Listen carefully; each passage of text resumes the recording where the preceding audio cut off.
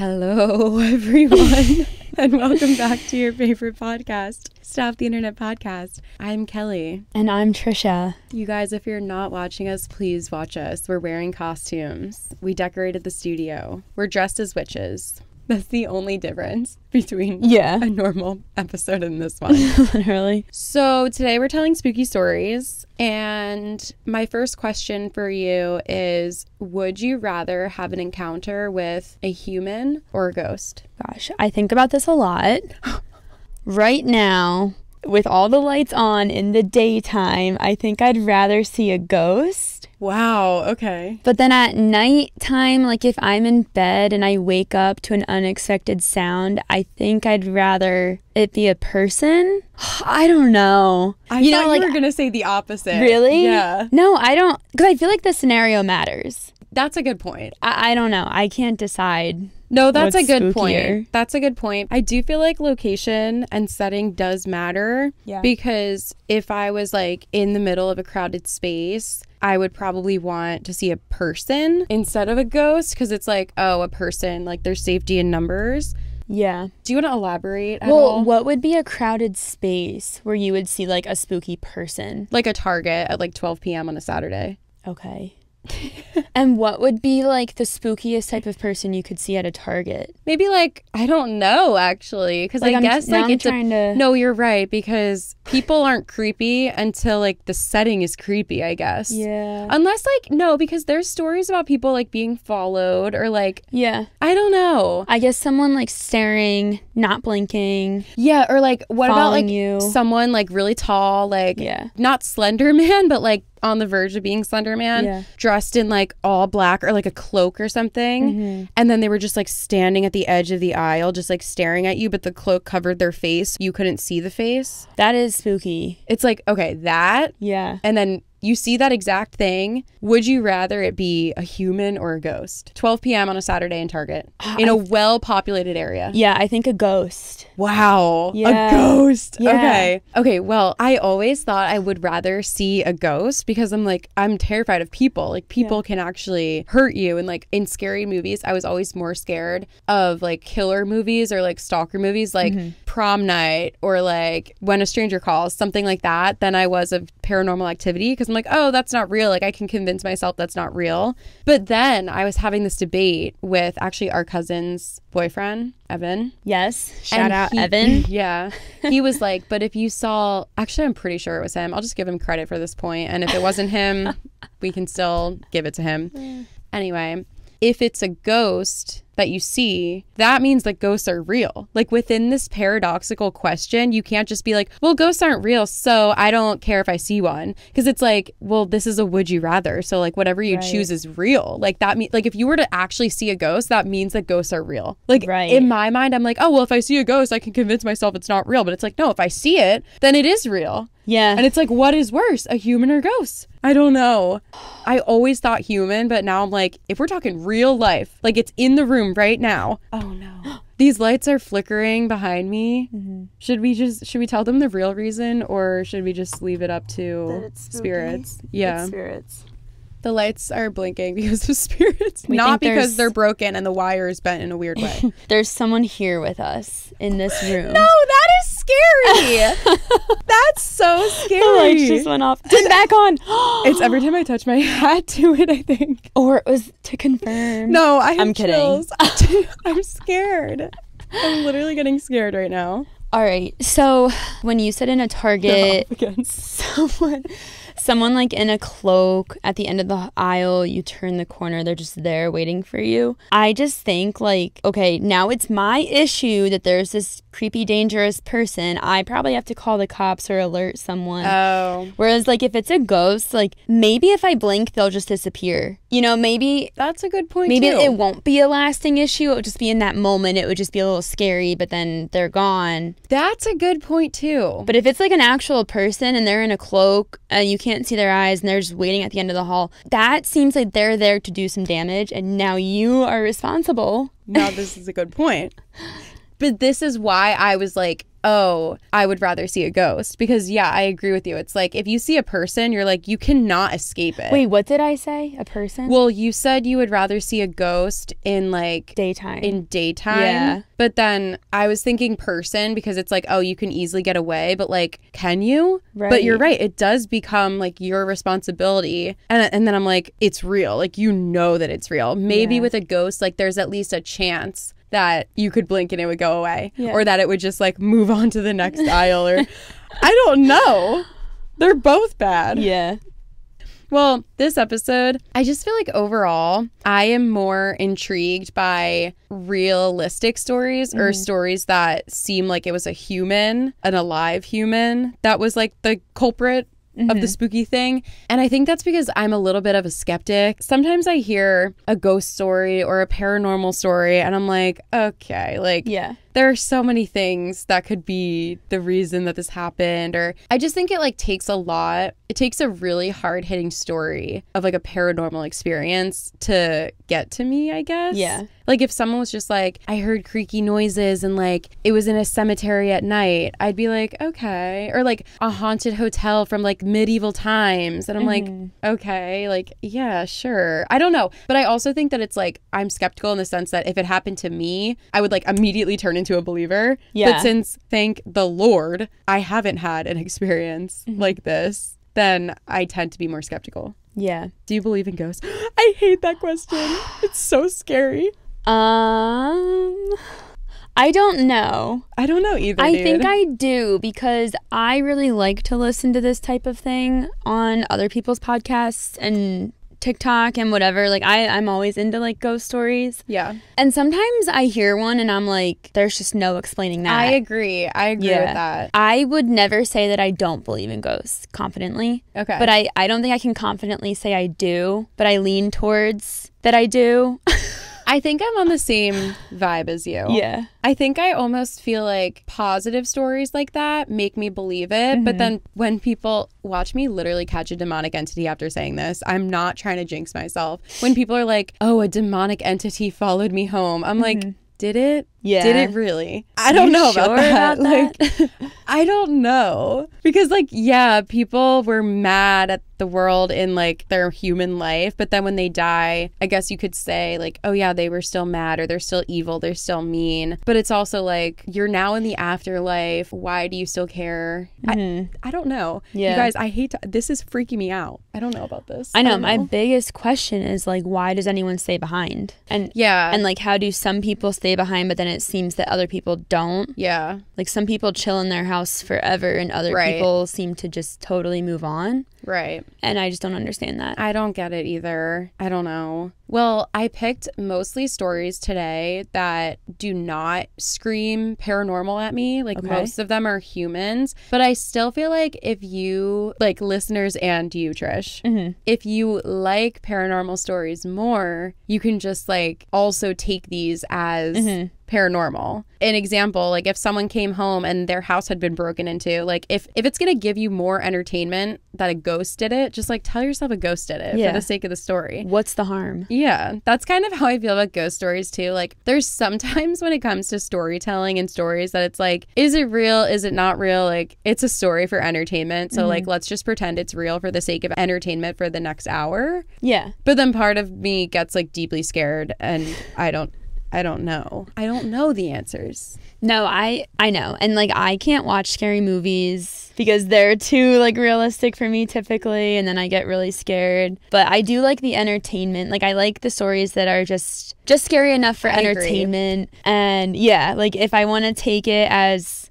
what am I trying to say? Like if I want to listen to ghost stories for entertainment for an hour. Yeah. Then that's great. But like movies and like real spooky stuff that like I feel like they always go too far for me. Yeah. And I can't handle that kind of a thing. Movies are just getting so crazy. Yeah. Like I don't even understand like where these movie plots come from. I know, like are the writers okay? I think about that about specifically Ari Aster, who directed Midsommar and probably a few other things that I don't remember right now. But I talked about this before on the podcast, but I was so scarred after watching Midsommar. I haven't seen it. Do not ever watch it, Tricia. Yeah, and never even watch the watched trailer. it. Don't even watch the trailer. It's so terrifying and like not even terrifying. It's just like deeply disturbing. What's like the premise? Because I don't even know. So I purposely avoid trailers of all movies always forever because cool. I just, if I hear a movie's good, like people typically don't be like, the movie is good because of this. People just say that movie's good. I love that movie. Yeah. And they never like tell you what it's about. And I try and just run with that and just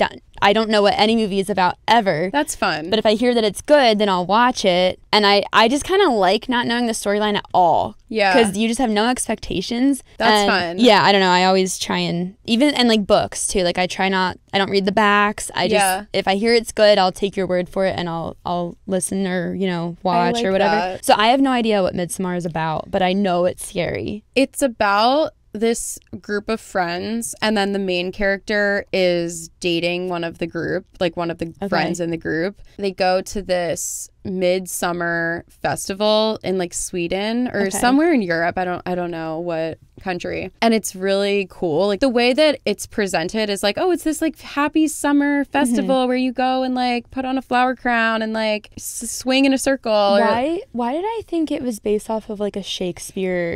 I think it's based off of a real thing. Like I think there actually are midsummer festivals in other countries that like have weird, or I don't know if they're weird. See, this is why I don't know where this like movie plot came from, because I know that there are midsummer festivals. So do they have weird traditions that could come off as creepy and scary to someone who's never been to one or doesn't know that culture?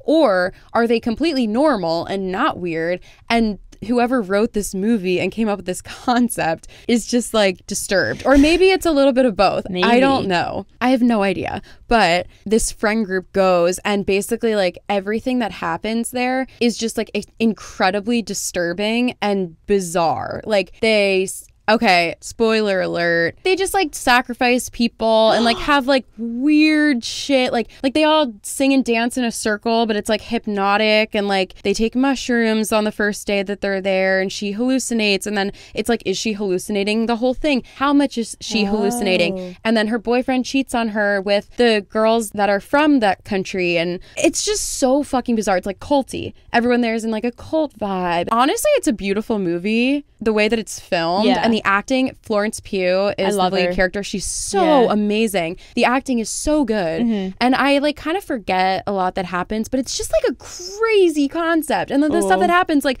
I can't watch that. Like I watched it with my sister and she'd be like, okay, look away now, because she saw it before, and I'm like, yeah, I can't watch like this stuff that they show. Classic Erin. Just unbothered. She's like, all right, just look away. I get it too, why people love movies like that, because like it is a really cool concept, but it's just not for everyone. It's really not for everyone. And I almost feel like I need to watch it again just to get closure, just to be like, oh, it's just a movie, to heal it's from literally just a movie. Like I don't even know. I don't know. And there's other movies like that. Like I feel like that one is insane, but there's other movies that are on that like same level. It's like, it's not a horror movie in the sense that there's a serial killer and you run from them, and do you escape or not? And it's not about a ghost or like a haunting or whatever. It's just about these like deeply disturbing things that it could happen. Yeah, like realistic. Yeah. Like at the same time, like it is so crazy, but at the same time, like, yeah, it could happen. Yeah. Like, I don't know. Oh God. Crazy. I know. Just never watch it. A few years ago, I think my curiosity would have like gotten to the best of me, and I would have watched it just because like I need to, like everyone was talking about it, and it does look like it's really well produced and like filmed and everything. It's filmed beautifully. Yeah. But I have started trying to protect my peace. Yeah. And I used to listen to like murder podcasts and stuff just because I was like, it's so entertaining. It's entertaining. It's interesting. And yeah, it's interesting. I just like would eat it up, but then I'd be like lying in bed at night, like thinking about these things. And then I'd also be like going through everyday life, but thinking like, oh, I could be murdered in like 10 different ways right now that I know of, because I've heard about them happening on these podcasts. And so then I've just totally stopped with all of that stuff. But, October is a special time of year. I agree. I'm like, yeah, I don't want to think about that, but I do love a psychological thriller. Yeah. But I agree about like the true crime. I also do feel kind of sad because like true crime, I have like multiple opinions on it, because it is really interesting. And there are certain cases that are like these crazy cases that are so just people use them for entertainment. Yeah. And one of them is like the JonBenet Ramsey murder. Like, I knew you were going to bring her up. I could literally tell that story from start to finish and include every single piece of evidence because I have watched so many things about it because it's so interesting. And like, it's so fun to sit around and be like, oh, well, I think this person did. I think, but like at the end of the day, this was a baby that was murdered. Like, this is so sad. Is it like morally okay that we're getting like so much entertainment out of these stories, I guess? Right. But then at the same time, I do know that they help people because I was listening to a really huge crime podcast. I think it was Crime Junkie. Okay. And have you ever heard of it or listened to it? It sounds familiar, but I've never listened to it. I think it's like one of the biggest podcasts. And I was just like bored. I had a lot of driving for my job this one week. And I'm like, oh, I'll just listen to a few of these. And somebody wrote into their podcast and basically said that they did all these things. Like, they were a victim of domestic abuse and they did all of these things that the podcast host had talked about in past cases that were similar to hers. And they're like, here's all the things you should do. Here's all the ways that you can help protect yourself. Like, leading up to like, if you're going to try to get out of it, do X, Y, and Z. And she did all of this stuff and she got out of that situation. Wow. And she like just got out. So it does help people. And that was like an amazing story. But I do think that it's also like, I don't want to just use like other people's like pain, tragedy, like as entertainment. I say that and then I'm gonna read all these stories today that are like terrifying situations. Right. So I'm hypocritical. I have mixed thoughts. I don't know. Should we get into it? Yeah. Now that we did our usual rant. Yeah.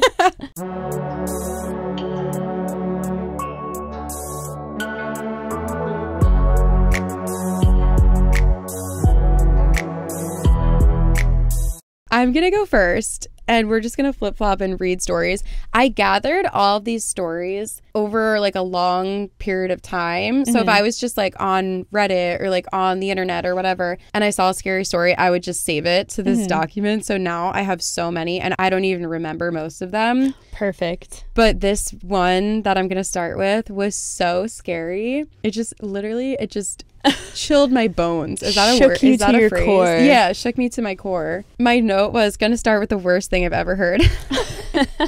This happened to a friend of mine. She told me about it a year or so ago. We'll call her Minji. Minji is in her late 20s and works as an English tutor in South Korea. One evening, a few years ago, she was tutoring a high school boy. They were up studying pretty late and the buses stopped running. Being a long way from his house, the boy asked if he could crash on her floor overnight and get the bus the first thing the next morning. Minji was very reluctant because inviting a teenage male student to stay the night didn't sound like a great idea, but he was begging her and eventually she relented. They went back to her one-room apartment and she got into bed while he laid a blanket out on the floor and they both fell asleep. A few hours later, I am going to start shaking.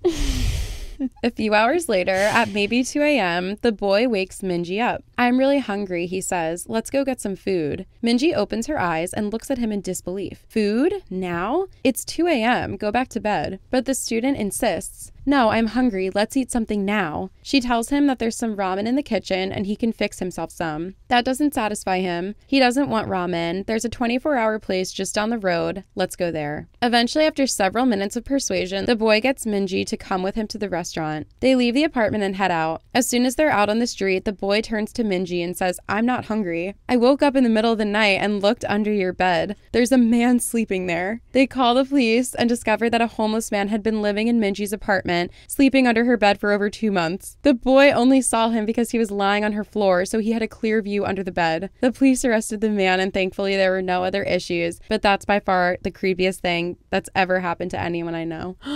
Like, this is like the story that urban legends are based off of. Yes. And it actually happened. And this is a high school boy with that much composure. Oh, I know. If I rolled over and saw a human underneath my friend's bed, I would hope that I would have a reaction like this. Immediately scream.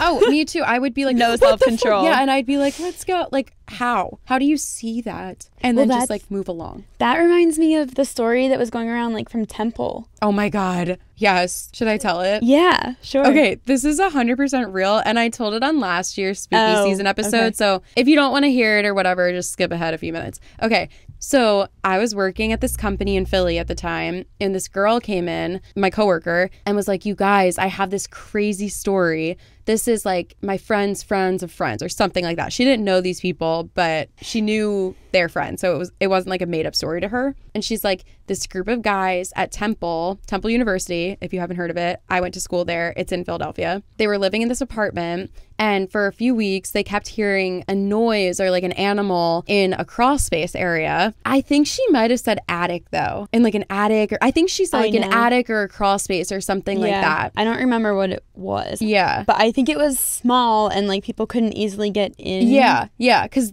they couldn't easily just like open. It wasn't like a closet that they could just open the door. Like they were gonna have to like kind of work for it to see what it was. But as a group of high school boys living in probably a shitty house in North Philly, they just like assumed it was an animal, like a raccoon or a squirrel or something. You see where the story is going. So one of the guys puts his phone over like the edge of this space and takes a picture and pulls his phone back out, and he was expecting to see what animal it was. It was a human. It was a person. I have seen the photo. Staring like, straight at the camera. Staring at the camera. Yeah. Because the flash went off. This guy was literally standing in this room, like turned around as if he was like caught off guard. Yeah. Staring at the camera because he was probably like, what the fuck? Like, what is happening? In the room with him, there was like a little makeshift bed, and it almost looked like a clothing rack or something. The picture's like burned into my memory because it was so traumatic. Oh, yeah. Because it was going around on Twitter, I'm pretty sure. Yeah, it was like it was 100% real. Yeah. And I'm pretty sure he had like an outlet, like extension cord thing where he had like multiple things plugged in. Like this guy was living there. Yes. So then that freaked us out. I was like, holy shit, that's crazy. I had the picture on my phone and I sent it to other people at the time because I'm like, I don't even want it on my phone. Like, if you're going to tell this story, please just show them from your phone. But I told the story to literally everyone I knew. A little bit later, like maybe like a few weeks or a month later, this girl that I worked with came back into my work and she's like, guys, I have an update on that crazy story. Somebody saw the guy at like the corner store, like the corner convenience store, and they took a picture of him there. And then when he was like looking normal in like a store, somebody recognized him in the photo, and it was a janitor at Temple. The guy worked at Temple. That's right. I forgot about that part.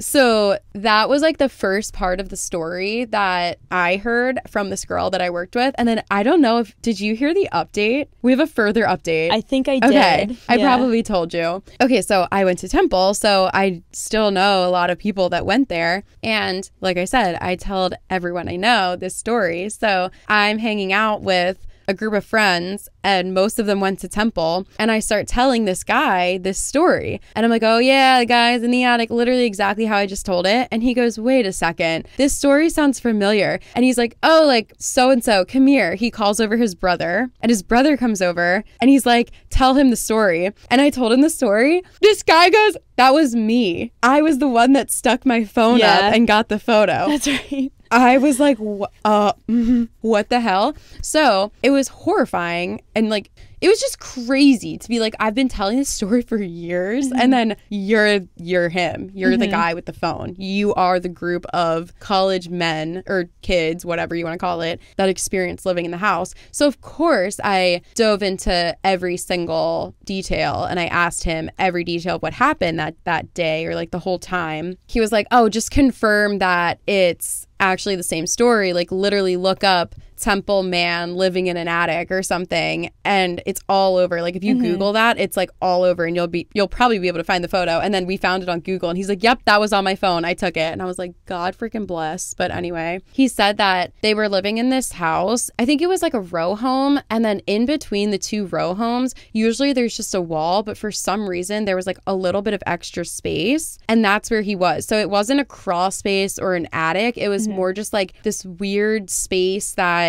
was in between two houses, but you had to like go around a court. I don't even know how. I don't know how to picture it. I can't either. Yeah, but that's what it was. He made it into a studio apartment. Yeah, literally. And then these guys texted their landlord, and they're like, yo, we just had, I think they called the police, but then they texted the landlord, and they're like, dude, a guy is living in our house. Like, what the hell? And the landlord was like, that's none of your business. Like, the landlord knew. What? The landlord was like, mind your own business. Like, he's not doing anything wrong. Excuse me? You're letting a guy, and it's like, oh, they thought he was a homeless guy. No, he wasn't homeless. That was his home. Yep. That was literally his home. He was living there. Crazy. I mean, honestly, at least, like, I mean, that story is insane, but, like, at least the guy wasn't, like, dangerous. Like, he probably just had this weird-ass deal with the landlord, and he was letting him live there. But insane, literally insane. But then they met the guy, and they, like, took pictures with him, and they were like, our fifth roommate, or, like, whatever. I don't know how many people lived in the house. Yeah. Just an economical king. Honestly, kind of true. Yeah. Rent is high these days, so can you blame him? Yeah, that's crazy. Yeah. I will just, like, never get over that story. And then the fact that it came full circle because I was telling the story, and the guy's like, oh, that was me. I was like, what? Wow. I have to make sure I start fact-checking my stories and don't add any extra details because I could be telling the story to the person whose story it is. I'm so glad I wasn't, like, adding details and, like, embellishing everything. And then this guy was like, well, you're a liar. Yeah. I'd be like, no, I heard it like that. Yeah. It wasn't me, I swear. Yeah. Insane. I've heard another story like that too. My friend's dad does, I don't remember exactly what kind of work, but he has to go into people's homes. Not like plumbing, or I might be like electrical stuff. I don't know. So he has to go into people's homes. He's done work in Philly, and he said that this has happened multiple times, but I've heard it once that he said he went into their basement and there was someone down there. And he just like left and let them know, like, there's someone down there. He made it sound like it's a thing. Maybe in like cities or somewhere. I don't know. I mean, I do feel like years ago, like when we were younger, you would hear these stories on the news and it was like the craziest thing. But now I do feel like the stories are like so common. Yeah. And it's like, oh yeah, there was someone living in your house. It's like, you're not the first. And sadly, you won't be the last. Yep. People just get more and more creative. Honestly, they really do. I'm pretty sure I have like multiple stories on the list today that are like the same basic premise. Yeah. But probably just a little bit worse because this guy turned out he was actually paying rent. Or maybe, I don't know if he was paying, but he was on a lease somehow. So funny. The fifth roomie. Crazy. I had some surprise roommates in my college house that I found when I was moving out. What? 3 snakes. Nuh-uh. Yes. Where? In my basement. How big were they? Like 3 feet long. Oh my God. 3 to 4 feet. They were too big to be in my basement. Really? Yeah. But we were laughing. I mean, it was terrifying to find them. But then we realized they just kind of like chill down there. They were like, we had an unfinished ceiling and they were like in the pipes. Shut up. Yeah. So gross. But we realized that like a month before we found them, we had like a lot of critters in our house. It's like college housing. So what do you expect? The critters were all gone. That's like, so we were like, whoa. That's low-key why I feel bad killing spiders, because spiders eat like mosquitoes and gnats and stuff. I'm pretty sure, don't quote me on that, but there are bigger bugs that seem way scarier, or like a snake seems terrifying, but it actually is like really beneficial. Yeah. Not in your house all the time, but you know, to get like outside. Yeah. So they paid their rent, I guess. Yeah, good point. Yeah. But then, so evil, we contacted our landlord about it. Hate him. And he was like, oh yeah, here's my snake guy's number. And we're like, okay, so this has happened before. Oh, and you just did, you have a snake guy. Just forgot to mention, oh, watch out, there might be snakes in the basement. Yeah. Oh my God. I feel like luckily where we live, snakes probably aren't poisonous. Like they could bite you, but they couldn't kill you. But like imagine finding a snake like that in like Australia or like Arizona. Just gonna say, yeah. Crazy. At least we don't live down under. How was that? True. That was good. Really? Yeah. Thanks. I am 22 and this incident happened 1.5 years ago. I had just moved into my first apartment and was in the process of moving in. The door that led into my apartment locks itself automatically when closed. So I was going to the entrance of the apartment complex to get my mail while talking on the phone with my boyfriend. I returned to my apartment and sat on the bed while opening the mail while using the phone. I dropped the phone on the floor and it landed under the bed, so I had to lie on the floor and stretch for it. I saw something that caught my eye. There was someone under my bed.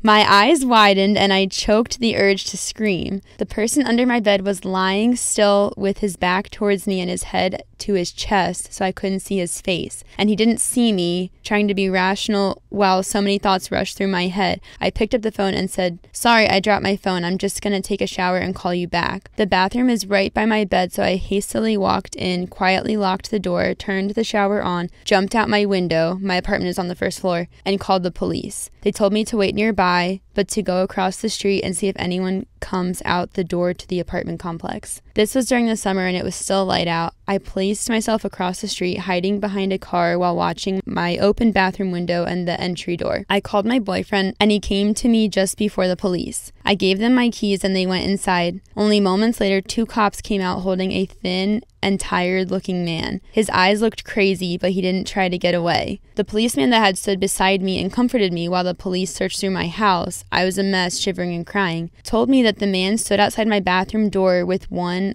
of my kitchen knives waiting for me to come out. No! This man had somehow crept in my entry door while I was getting my mail and hid under the bed. The man that was trying to hurt me turned out to be a homeless person and was placed in a mental hospital. My boyfriend moved in with me the very next day. No.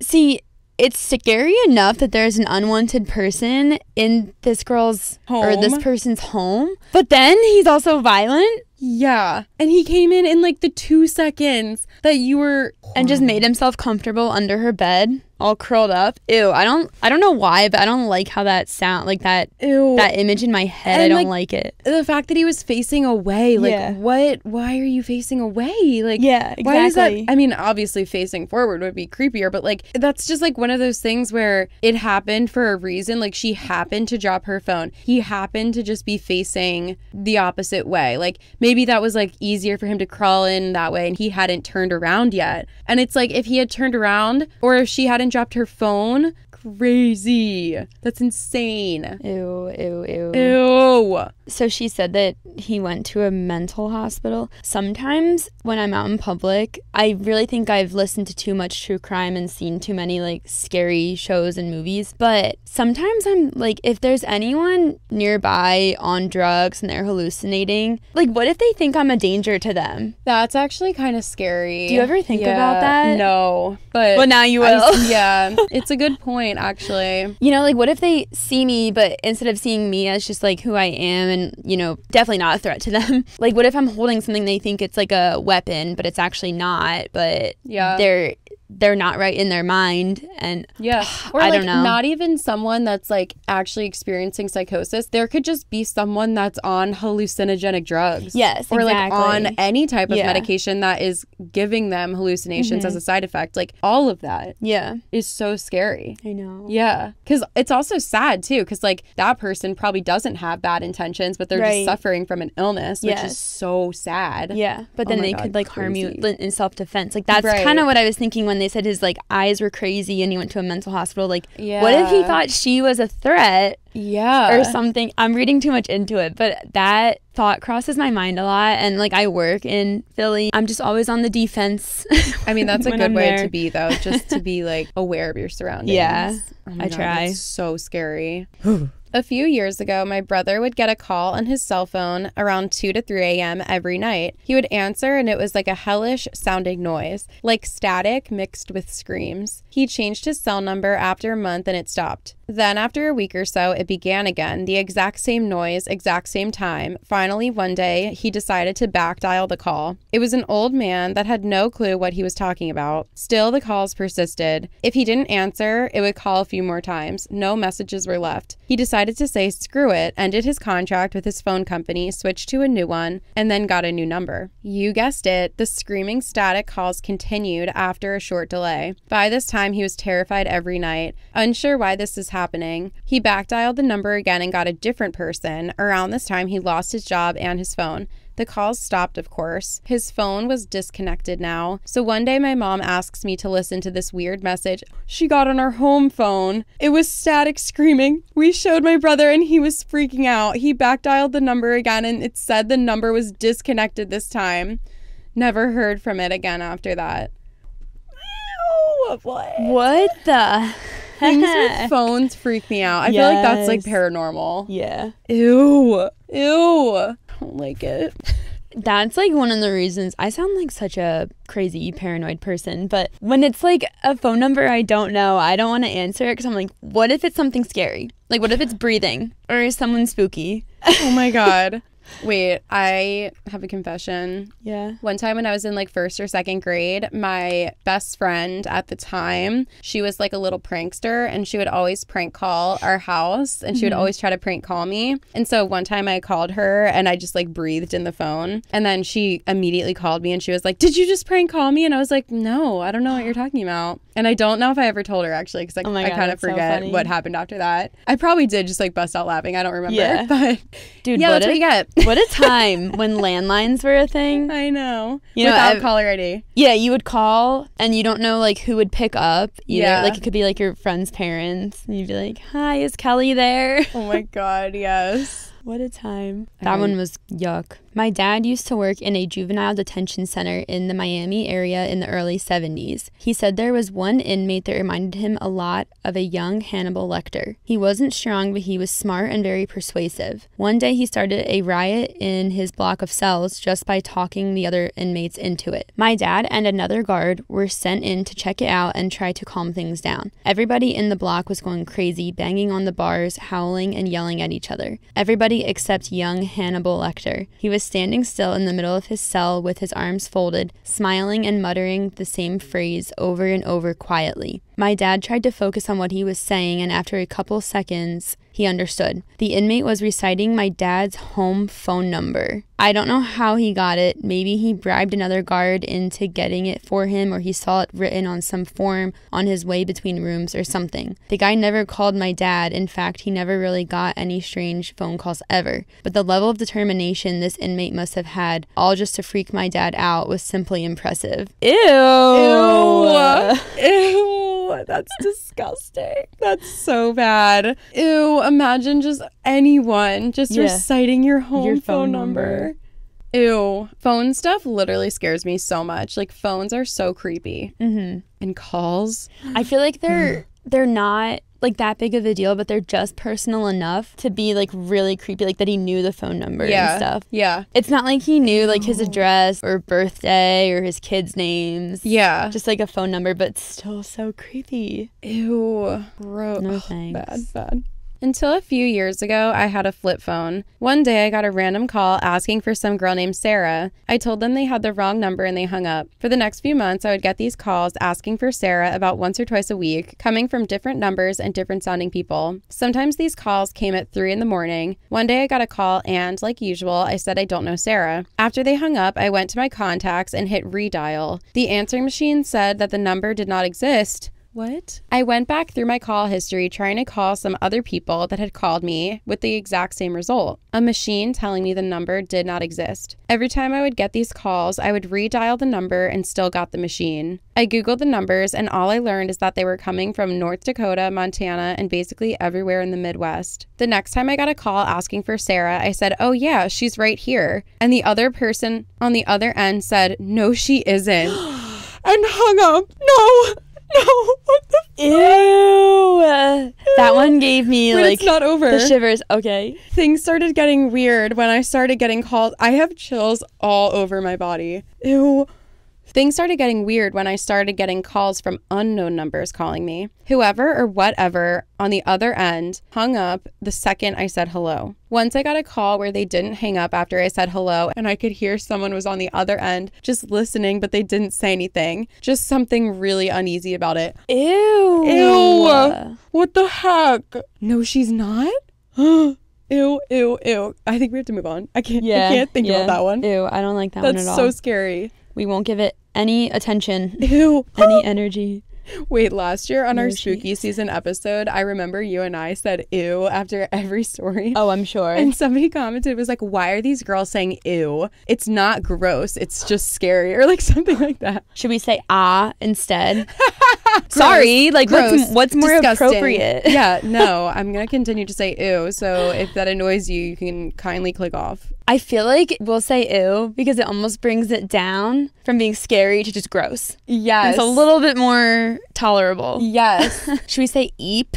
Eep. What's like a scared exclamation? Ah! Oh my gosh, so scary. I'm going to keep saying ew, okay? Yeah. That's the point I'm making. Get over it. All right. When I first moved into a new place in town, I had left home one evening and accidentally left my garage door open. Texted husband to tell him so he could go home and close it. He gets there and tells me it's not open. That's strange, but okay. The next day I'm taking my trash out and my neighbor was outside. He introduced himself and told me that the night before he noticed me leaving and I left my garage door open, so he went inside and closed it and let himself out through the front door, only locking the doorknob lock. Then he sent me a Facebook friend request. I'm assuming he looked at my mail on my counter to find out my full name. After this, he wrote me poems and taped them to my door, left gifts on the front porch, made crazy Facebook posts about a woman he was in love with who was forbidden. I'm married. One Saturday night, I came home really late and I was finishing my cigarette outside of my garage before going in. He was sitting outside in a chair, blistering drunk. He approached me and started talking about someone named George. I had no idea what he was going on about and confused. I asked him if he had company. He walked into the garage and came out with a box containing George. George was his stepdad. He was dead. The ashes were in the box. He caught wind of a trip I was going on via Facebook and invited himself along. I politely explained that I'm married and all of his wacky behavior was unacceptable. A few days later, I had gone on a walk with my husband and we left through the garage, leaving the door open. He messaged me on Facebook and told me he left a gift for me in my garage. When I got back, I found a bunch of camping gear inside of a giant Easter egg. After I got back from the trip, he showed up at our door at midnight drunk, banging on the door. We moved. That's it. What? Camping gear in an Easter egg? Wait, he caught... What? That is so weird. So it was just like a list of weird things this guy did. I thought it was gonna like end in some spooky thing. Yeah. But still, I don't like any of that. No. What a weird thing. He kept his stepdad in his garage. Oh no. Also, just like the leaving of gifts and like the walking through your house. At first, I thought it was going to be a kind, neighborly person doing something. Yeah. But no, that's really weird. I know. I thought he was going to say, or the like writer was going to say that someone like went in and the neighbor had closed all the doors, not realizing someone like an intruder was in there. See, that's like a scary movie plot. Yes. Should we Scary. write one? Yeah, probably.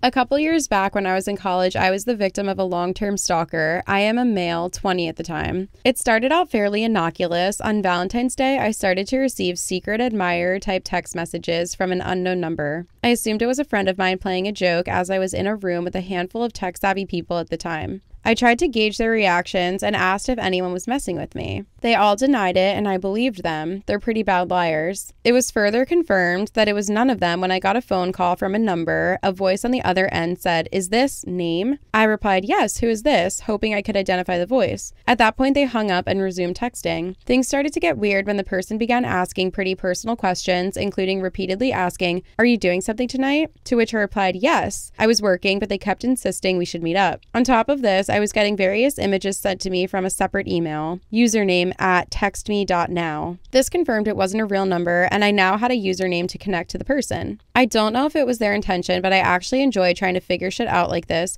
and I took it upon myself to expose this person without giving away anything about myself. So I kept it up. I texted them back for a while and dug more and more information about the person, compiling it into a profile and eliminating possibilities. Unfortunately, this just encouraged them as they insisted I send pictures, take pics add to the convo, etc. Then they sent a weird one. A white lacy dress hanging in their closet with the accompanying text, "My wedding dress for when I marry you," various heart and love emojis. They continued to pry about where I was going to be that evening, and I still refused to give details. Then they dropped where they were going to be, a party on campus that night. I couldn't go, I was working. Then I got another bombshell. They asked if I lived in apartment 68, which I did. I recognized the style of apartment they were in based on a picture from earlier, so I decided to throw a curveball. "You live in this complex, right?" "What? How do you know?" "I recognized your door." All the shitty apartments had the same color door frame, which was visible in the edge of the picture they sent. The conversation kind of fizzled from there. I didn't go to the party. I didn't get any more texts. Fast forward to October, the following school year. I was a senior and busy as F. One evening, I get a text from an unknown number. "Is this blank my full name?" So I played dumb, pretended like I wasn't freaking out that after many months, this person was contacting me again and still hadn't figured out who it was. These questions were insistently more personal and really weirded me out. Don't ruin the fun. Not knowing who I am is is part of the mystery. I won't tell you who I am. Not now. Too much to lose. I don't want you to know. Not because I'm being cruel. It's just better if you didn't know. I'm pretty tired of this shit and trying to work, but I do want to see if I can pick out any details, so I'm doing the bare minimum trying to keep this going. This is December, the end of the semester. They proceeded to call me multiple times. I denied every call, but they kept coming. I think there were 14 calls that night. I turned my phone off. The following week, I was in the class I TA'd. Students were presenting their final work on the projector, and I had queued multiple tabs on the projector computer. 2 different students had work on Google Drive. When the second student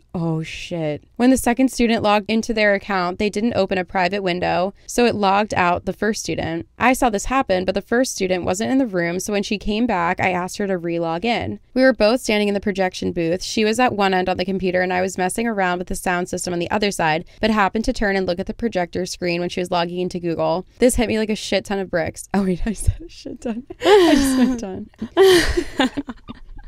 This hit me like a shit ton of bricks. Why did I add that? Sorry. This hit me like a ton of bricks. The username she logged in with was the same username as the Text Now account that had been sending me photos. I quickly turned away and pretended to be busy with something until she finished opening her work. I thanked her and she left the booth without realizing her mistake. I tried to play it cool, but inside I was going crazy for the rest of class. Ew, that must be so scary. After almost a year, I knew who it was. She finally slipped up, and honestly, I was much more scared now than I had ever been. This person had a history of being pretty creepy around my friends, and although she had never personally interacted with me outside of class, all my friends had strange experiences. I made a meeting with a counselor who seemed to really care and offered to look it up. A couple weeks later, emailed me saying, "The student is going abroad next semester, so we're not going to do anything." I insisted that at least something temporary be put into place. They didn't do anything, but what did I expect? This school is pretty notorious for not giving a shit. I didn't run into her again. She hasn't texted me, so for the time being, that's where the story ends. Ew. I don't like that. That's just like creepy. Yeah. Weird. Why is this student texting her TA? Like, but I guess it started before he was the TA or they were the TA. Ew, that's so weird. The phone calls are the creepiest because I feel like that's super bizarre behavior. Yeah. Like calling, just asking the name and then hanging up and then like calling 14 times in one night. And how did she get his number? Yes, exactly. I feel like if this person's friends had experiences with her, she probably went into their phones to get the number. Ew, that's so weird. I don't like that. I don't like it either. I was sitting in my car with just my dad, and I distinctly heard my sister, who was at home, say, "Are you guys almost home? I'm scared," in a very specific, concerned tone of voice. 2 seconds later, my dad's phone rings. Guess who's on the line? My sister. She said, "Are you guys almost home? I'm scared," in the same concerned tone of voice. I was pretty freaked out. Ew. I don't like that. I feel like any of these could be like deja vu. Yeah. Because you know how like memories are never actually correct. Not never, but like so many times you can't trust memories. And the human mind just like makes stuff up. I think deja vu is logically explained by like receptors in your brain just like lagging a little bit. Mm-hmm. So then this thing happens to you and then a few seconds later your like lagging receptors catch up and receive the information as well. So it feels like you received it twice when most experiences you see it and receive it in your like receptors at the same time. Something along those lines. I wonder if like, I don't know. See, this is why I'm skeptical. Yeah. Because I'm like, something would like explain that to me. Like I would feel like that would be a false memory. Yeah. Or just like some type of deja vu that like her mind told her happened prior. I'm just like gaslighting this person now. I don't know. Okay. No, I know. But I was listening to, it's October right now, and I was recently re-listening to the Bad Broadcasts. The Booed Broadcast. The Booed Broadcast. Yeah.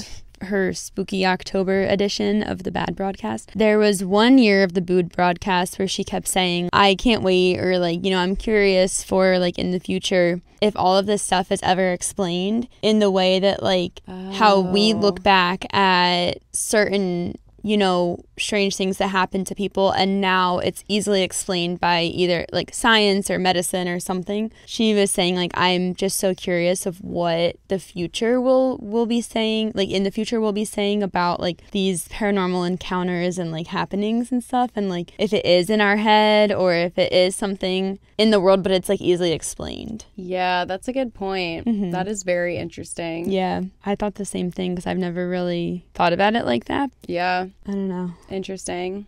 This is a simple story. A guy has a girlfriend of 2 years named Susan. One night, he has a dream that he cheated on Susan with his ex-girlfriend. In the dream, while having sex with his ex, he looked over, and standing outside the window is his mortified girlfriend, Susan, crying. He forgot about the dream, but then a few days later, when he was hanging out with Susan, she told him that she had a weird dream a few days earlier. She then described the exact same dream he'd had, but from her point of view, looking through the window. Ew, that is so weird. See, this is where I get to the point where I'm like, is that a coincidence? Because, like, I don't know how to feel about dreams. I kind of think that dreams mean nothing. Like, if you have a dream that, like, something terrible happened to a loved one, or, I don't know, somebody cheats on you or whatever, I feel like sometimes people let that affect them. They're like, oh, well, I had this crazy dream that my loved one was gonna experience something tragic or whatever. Yeah. That really means nothing. I think that dreams are just how anxiety or just your thoughts. Yeah.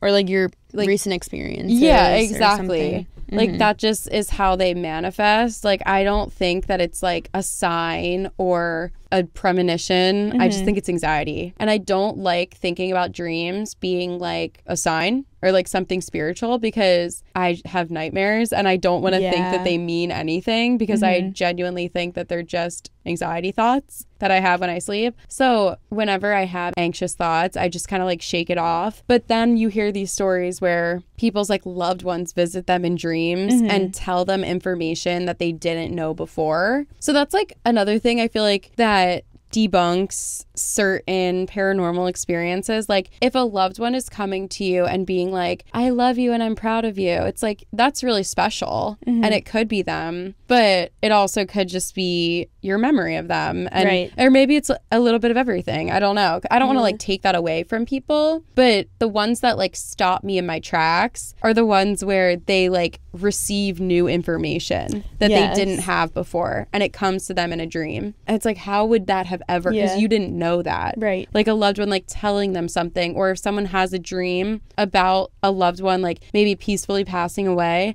and then they wake up and they hear that their loved one passed away that night. Like those things freak me out. Yeah. Same. So I'm like, are dreams logical or are they like spiritual and like woo woo? Like, I don't know. Or maybe they're both. Who knows? My mom told me one time that her grandmother, who was born and raised in Italy, she was from like the Abruzzo region where they had earthquakes, I guess. She had a dream that there was going to be an earthquake and she knew certain people that would die in the earthquake. And then there was an earthquake and those people did die. That's insane. And exactly. And that's like, I mean, not that I heard that story firsthand because she passed away before I was born, but that's a story from my family. Yeah. And it's like, it's very closely linked to me. It's not generations back. I don't know. I just, like, stuff like that is so weird to me. It's so weird. And it's like, is that a coincidence? Like, how could it be a coincidence? Like, it's too spot on. Yeah. But it's like weird because you hear that story, but then I've also had dreams about earthquakes and people dying, or like a hurricane that like washes over my house, and like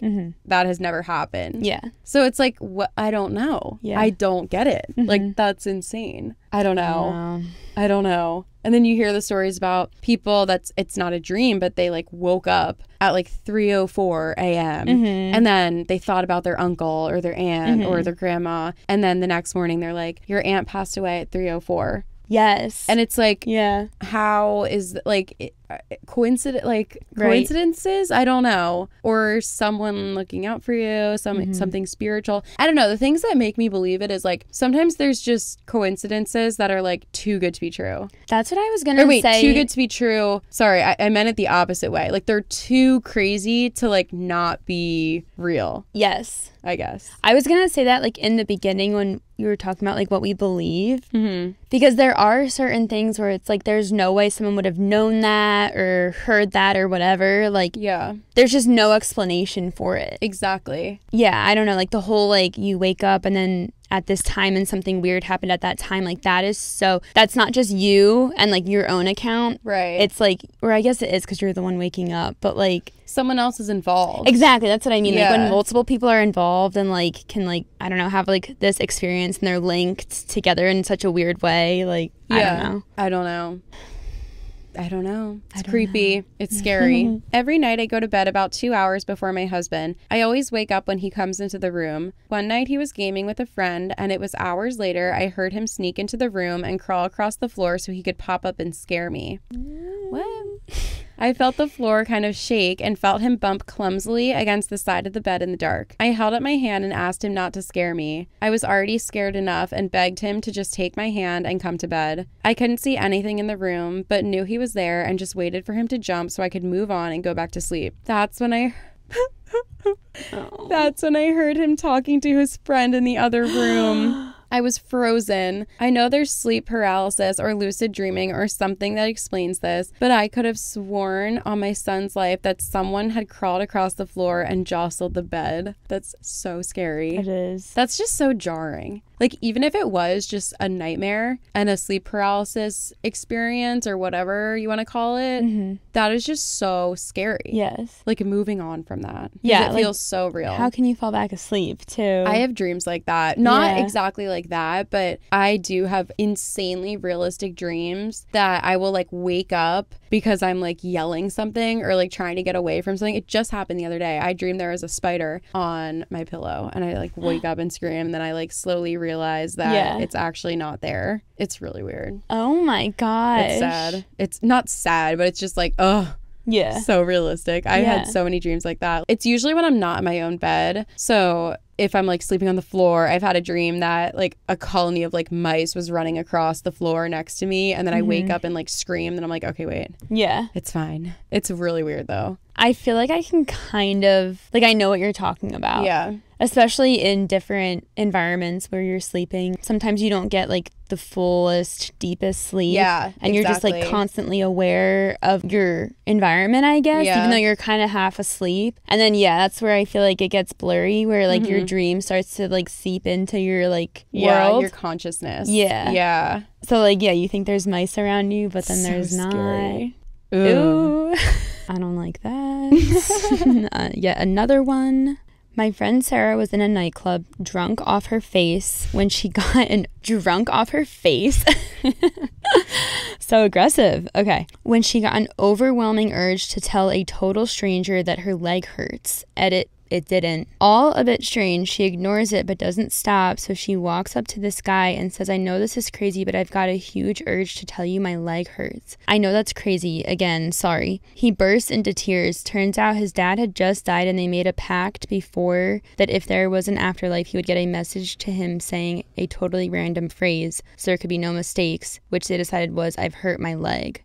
What? That's weird because it's from the point of view of the person that like doesn't know. That's what I mean when it's like two different accounts. Because like this guy could tell the story and then someone randomly came up to me and said my leg hurts and we're like, okay. Right, because you're like, oh, well, their leg probably just hurt. Yeah. Yes. But it's this girl saying she doesn't know what's going on. She just has this weird urge to say this. That's so crazy. I have chills.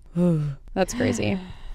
Driving home on a stormy day, I see that a side road up to the local golf course is blocked off by flashing barricades. I also spy a Mercedes parked past the barricades with its hazards on. I stop and walk up to the car and see if they need help. I'm an EMT. I shine my light in the back to see a man slumped over, apparently asleep. Thinking I've got a few drunks, I move up to the driver window and tap on the glass and shine my light in. The driver is sitting bolt upright, unmoving, staring straight ahead. My window tapping, or light, doesn't cause him to blink, flinch, or move. I look over and the passenger is slumped forward on the dash. This begins to creep me out. I call down, ew, there's something so crazy about that.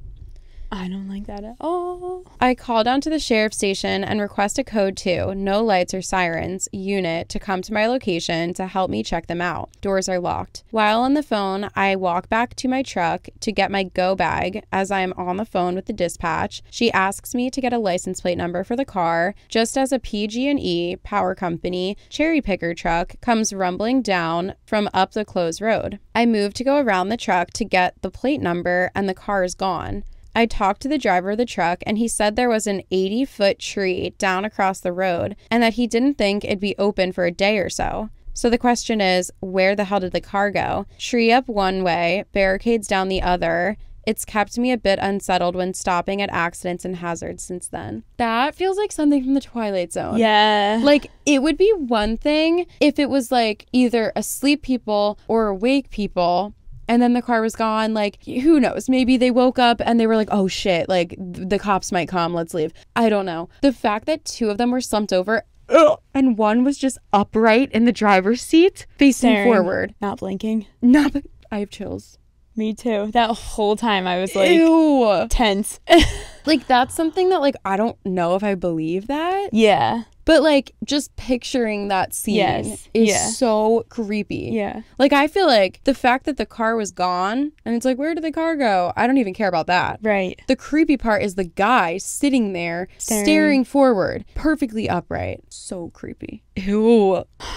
I don't know what to say. I don't know Part either. of me was thinking it was going to go, like, the cherry picker said that a tree fell on a car.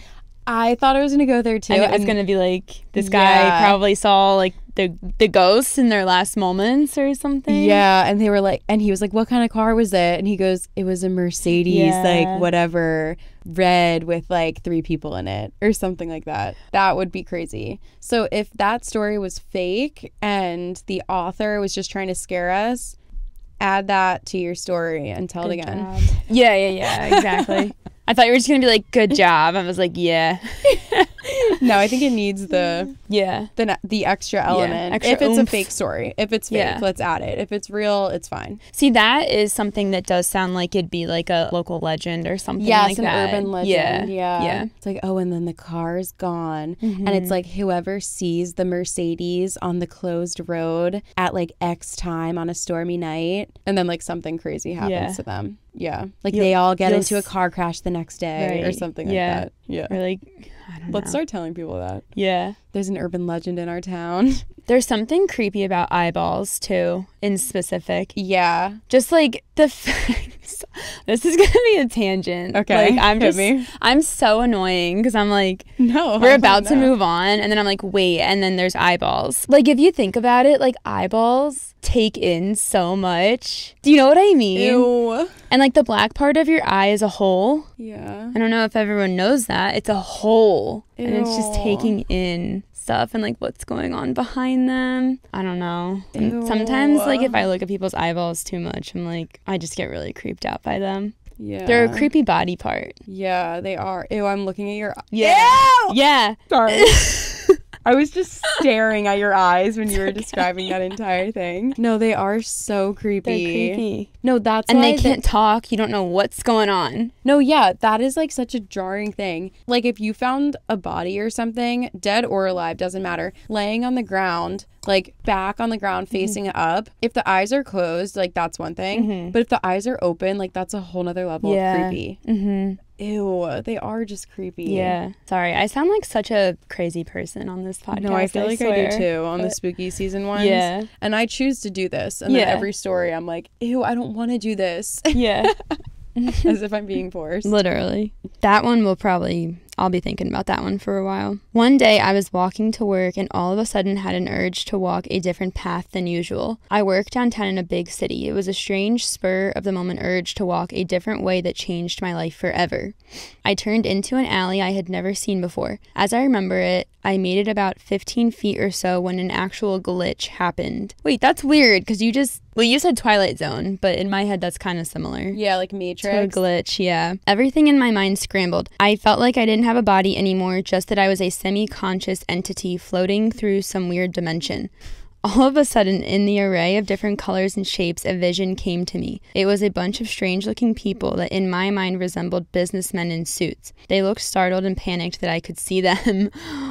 One of the people made a quick movement and everything turned black. When I regained normality, I was on a completely different street. It was the same street that I always used to walk to work. I felt sick and severely depressed. I've never done any hard drugs, never experienced any hallucinations, never had anything like this happen to me. The weird thing is, when the glitch was correcting itself and I could see those people watching me like a caged animal, I had the feeling that I knew I was being controlled. It still bothers me very much to this day. Okay.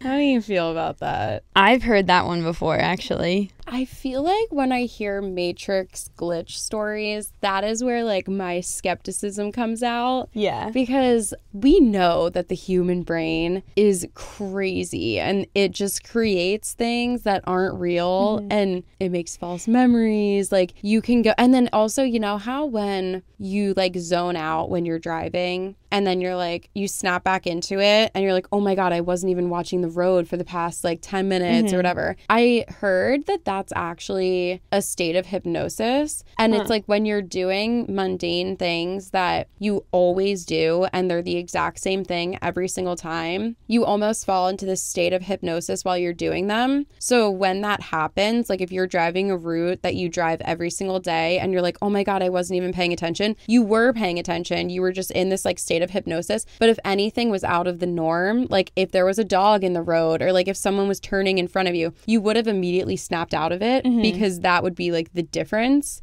So I feel like people maybe fall into these like states of hypnosis more than we realize. And it's almost like when you're just like staring off into space and you start like thinking about things and you're just like in your own mind. And like, I feel like every human does it. So I feel like we've all seen other people do it. Like you'll just see your friend like sitting at the table, like wide-eyed, just like staring at nothing. And it's like, oh, you do that too. Like it's like kind of funny to catch someone in it and you'll be like, hey, like Trish. Yeah. And then they'll like snap out and be like, oh, sorry. Everyone does that. So I almost feel like something like this story, it's like maybe they were just imagining this. Yeah. Or maybe they just had like a little extra coffee that day and their mind was just like wired and like they were just like spiraling. And then they said, oh, I ended up on the same street I always walk on. Like my skeptic, I feel like I'm ruining the story, but like my skeptic mind is like, well, you never left the street you were always on. You just like, had like a crazy intrusive thought. Yeah, probably. Yeah.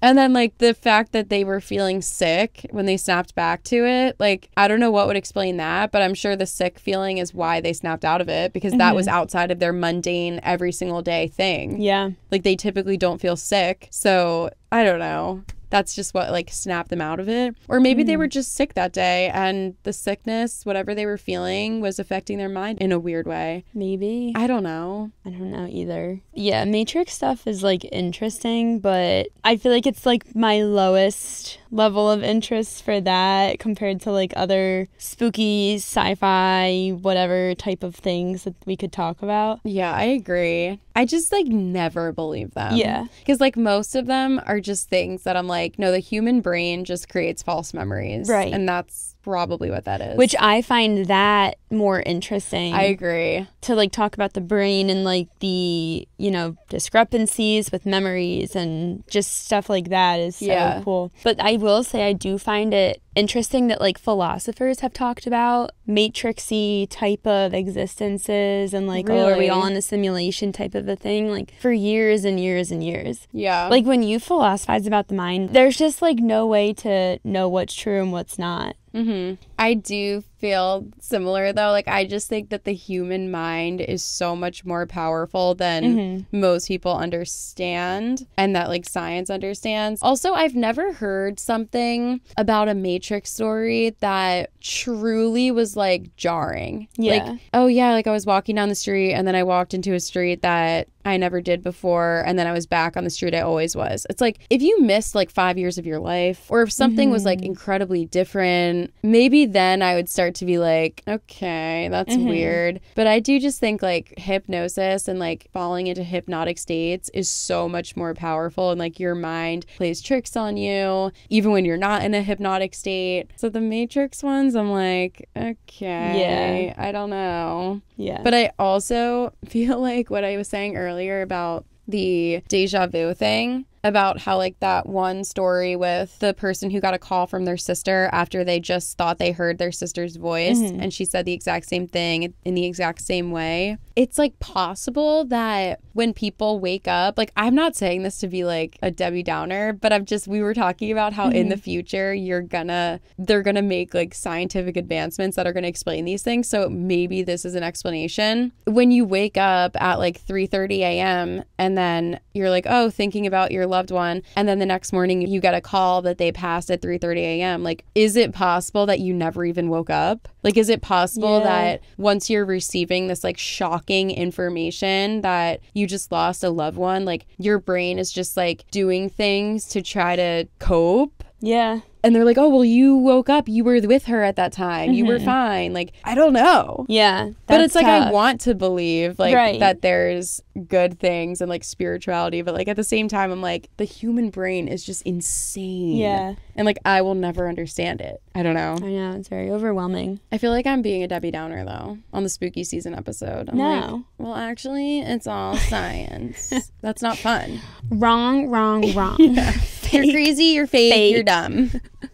Okay, should we do a few more and then maybe we wrap it up? Sure. After I relieved the guard on duty and settled in for the night, I looked at the message that said I had called in. It said I had called in at 6:50 and said that I had gotten sick. I called my wife at home. After 2 rings, a man picked up the phone and said, hello. I did not know what to say for a few seconds. I said, hello, who is this? This is Taylor. Who is this? The person said. I was shocked. My name is Taylor. I said in almost a scream, where is Anne? He said, Anne's in bed. Who is this? I ran to my car and drove home. My wife was sitting watching TV and was shocked at me being home. I asked her who was there and she said no one. Later, I found out that the phone line for my area had been knocked down the night before by a storm. This is absolutely the strangest thing that has ever happened to me. Phones are freaky. They are. Ew, I got the chills. After I'm like saying that I don't believe any of this and I'm a skeptic, I like have all over body chills. Yeah. Ew. That's the thing though. It's like we can say that we live in a matrix and there's no way to prove we don't. Yeah. And we can say there's like multiple or, you know, like parallel universes, and there's no way to prove that they don't exist. There's not. Also, like, if we are in a matrix, they could just be like, oh, let's just tell these little game players that they have really intense brains that can make false memories, and then that's our cover-up. It's a perfect ploy. Every time we fuck up and there's a glitch in the matrix, it's like, false memory. The brain is crazy. Yeah. And they're like, hey, good idea. Yeah. Have their it's actually not. Matrix conference. Yeah, we just believe it. Yeah, Matrix conference. I don't know. That's freaky. That is freaky. He drives. So what if like his wife is just cheating on him though? She's like, the phone line's down, babe. It's like, no, she just is having an affair. Yeah, he went out the back door. Yeah, exactly. And then like they just planned that if he was going to answer the phone at her house, just like tell him it's Taylor. Like tell him it's my husband so that nobody suspects a thing. Yes. I'm horrible. I just like don't believe any of this. Should I just do one more? Yeah. Okay. It was near Halloween time when my friends and I were telling ghost stories. My friend said she was going to tell a story about her parents' first date. She said they didn't like telling the story since it was actually true, but we prodded her on. To cut to the chase, the parents had spent a nice, if awkward, first date, and around the time that they would have said goodnight, the male in the situation, my friend's dad, suggested that they go for a midnight hike up Provo Canyon. He apparently knew the place since he had done a fair amount of rock climbing in the area. So the two drove up the mouth of the canyon, got out of their cars, and started hiking under just the light of the stars since it was a new moon. At some point, the male starts getting a bad feeling since the pathway ahead, which would pass under some trees, would be dark, and because it was getting to be quite late. He ignores the feeling and presses on. In later rehearsings of the story, the female would say that she had felt the same feeling at what was probably the same time, though she didn't know the trail like he did. A minute minute later, the feeling came back to the male. He ignored it again and started walking a bit of the way into the trees when his foot hit something soft in the middle of the path. Under the trees, it was too dark to see just what this soft thing was, and the feeling came back stronger than ever. Instead of finding out what his foot had bumped into, he and the female both agreed to hightail it out of there. Years later, after being married for some time, they were watching an interview with the serial killer Ted Bundy. In response to a question asking him to describe the time he felt the closest to being caught, he explained about the night that he lured a girl into Provo Canyon and had just killed her when he heard some people coming up the trail. He explained how he hid in the trees just in time, only to watch some guy walk right into the body and for some reason just turn around and walk away. What? Do we think that's true? Link the video. Literally link the video of Ted Bundy saying that, and I will believe it. Yeah. If Ted Bundy actually said that, it's like, because it has to be someone. Something soft. What would that? A body. Like a body that just died. It's like if I was laying on the ground and you walked into me, like it would feel soft. So bad. No, that is something that, because like if Ted Bundy actually said that. Right. And the story was actually true, like that couple, it had to be someone. Mm-hmm. So it could be these people. See, I feel like that's worse because that's a real thing. Yeah, it's a real exactly. human. I was just thinking that. Explainable. Yeah, that could easily be proved one way or another. Yeah, totally. Because they could be like, what date were you there? And then, yeah, like, and you there's can like, fact check it. There's witnesses to Ted Bundy saying this thing in an interview as well. See, that one's bad. Yeah. Ugh, scary. There is just something so scary about not knowing like what's around you and your surroundings. And just like the fact that they were that close to Ted Bundy and they didn't know. And they would have never known if they didn't randomly see this, what show? I don't know, interview? Yeah. I don't know. I don't like that they explained it as being soft either. I don't know why I'm so caught up on that. That's so gross. It's just creepy. To me. It's just really jarring and disturbing. And the fact that they didn't look down to see what it was. I know. They just got a bad feeling. Yeah. Ew. I don't know. Ew. Creepy. I feel like we need to take a break. Yeah. I'm gonna go spiral. Yeah, right. Okay. I feel like we need to make a part 2. So maybe we will make a part 2 and wear different costumes or something. I love that. I feel like we need lighthearted costumes. Yeah. Ew. Okay. Well, hopefully you guys liked our first spooky season episode. And we're terrified. So I don't know upset. what to say. Yeah. I am speechless. Thank you for listening. And love you. Appreciate you. See you in the next one. Bye. Bye. Scary. We'll never sleep again.